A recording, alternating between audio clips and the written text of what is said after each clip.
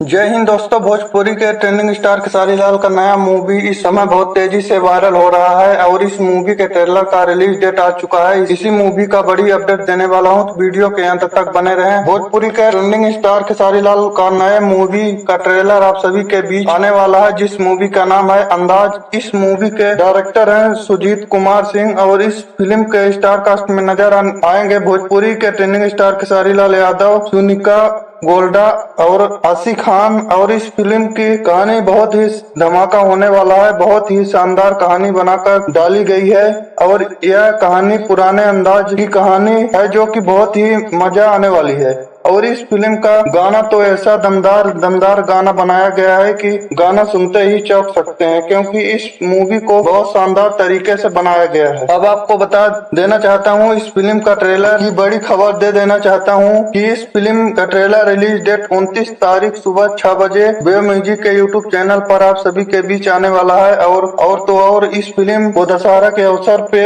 Cinema घरों में आने वाली है। इस फिल्म के ट्रेलर और फुल मूवी को देख सकते हैं, बहुत ही शानदार होने वाली है।